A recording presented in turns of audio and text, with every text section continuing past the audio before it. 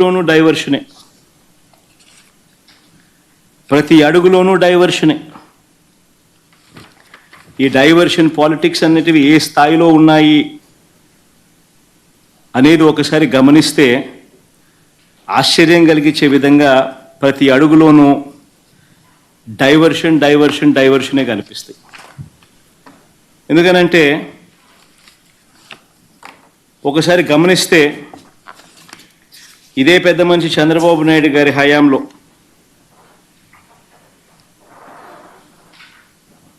రాష్ట్రంలో అరాచక ఆటవిక పాలన మీద మేము ఢిల్లీకి వెళ్ళి ధర్నా చేస్తే డైవర్షన్ చేసేందుకు చంద్రబాబు నాయుడు ఏం చేస్తాడు, అదే రోజు మదనపల్లెకు చాపర్ పెట్టి మదనపల్లిలో ఫైల్స్ కాలిపోయాయి అంటే అదే పనిగా పంపిస్తాడు, అక్కడి నుంచి టాపిక్ డైవర్ట్ చేసేందుకు.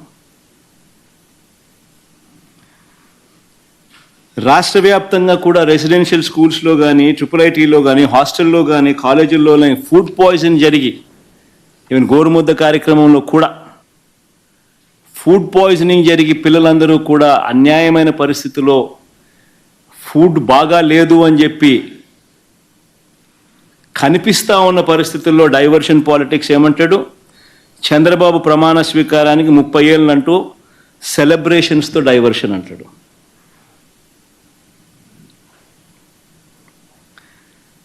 చంద్రబాబు నాయుడు స్కిల్ స్కామ్లో అరెస్టులు, చంద్రబాబు నాయుడును తాను చేసిన స్కాముల్లో అరెస్ట్ చేశారని, తనను అరెస్ట్ చేశారని, తనకు బాగా దగ్గర తనకు బంధుత్వం ఉన్న ఈనాడు ఆ మార్గదర్శి నేరాలను బయట పెట్టారు అని ఆ IASలు, IPSలు అధికారులను వేధిస్తూ ఉన్న పరిస్థితులు, ఆ వేధింపులకు తాను పాల్పడతా ఉన్నాడు అని చెప్పి సర్వత్రా విమర్శలు వస్తూ ఉంటే దాన్ని డైవర్ట్ చేయడానికి కోసం అని చెప్పి మళ్ళీ ముంబై నుంచి ఒక సైడ్ ఆర్టిస్ట్ సినీ నటిని అడ్డు పెట్టుకుని ఒక స్టోరీ, ఆయన పేరు ఏం పేరు, జత్వానీనా ఏదో పేరు కాదా, ఆయన పేరుతో మరొక డైవర్షన్ స్టోరీ.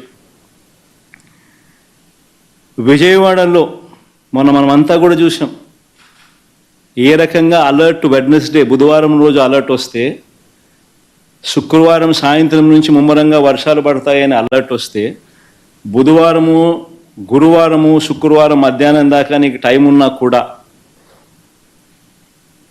చంద్రబాబు నాయుడు గారు అనే వ్యక్తి తాను రివ్యూ తీసుకోకపోవడం వల్ల ఇరిగేషన్ సెక్రటరీ కానీ, రెవెన్యూ సెక్రటరీ కానీ, హోమ్ సెక్రటరీ కానీ వీళ్ళందరి ఆధ్వర్యంలో చీఫ్ సెక్రటరీతో ఒక రివ్యూ తీసుకుని వాళ్ళకు బాధ్యతలు అప్పచెప్పుంటే 60 మంది చనిపోయే ప్రమాదం ఉండేది కాదు అని తెలిసి ఇరిగేషన్ సెక్రటరీ ఫ్లడ్ కుషన్ తాను ఏర్పాటు చేసేవాడు, రెవెన్యూ సెక్రటరీ రిలీఫ్ క్యాంపులు తాను ఏర్పాటు చేసేవాడు, హోమ్ సెక్రటరీ లోతట్టు ప్రాంతాల్లో ఉన్న ప్రజలను రిలీఫ్ క్యాంపులకు షిఫ్ట్ చేసి ఉండేవాడు.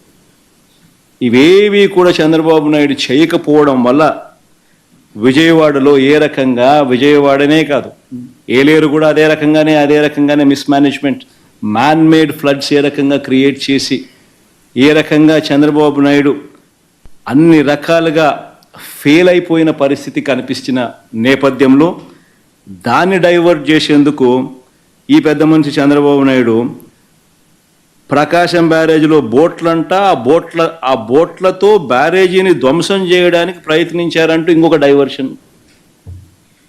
Diversion tactic.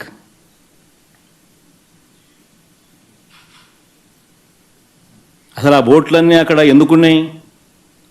ఆయన చేస్తూ ఉన్న ఇసుక మాఫియాలో భాగంగా ఆ బోట్లు ఆయన అక్కడ పెట్టుకున్నాడు. ఈ వాటర్ ఫ్లోకు బోట్లు కొట్టుకొని వచ్చాయి. మరి ఆయన 4 నెలల కాలంలో ఆయన పెట్టుకున్న బోట్లు కొట్టుకొని వచ్చి ఆ బోట్ల వల్ల ప్రకాశం బ్యారేజీ మునిగిపోతుందంట. అది ఇంకొక డైవర్షను. విశాఖపట్నం స్టీల్ ప్లాంట్ అమ్మకం మీద కూడా కొత్త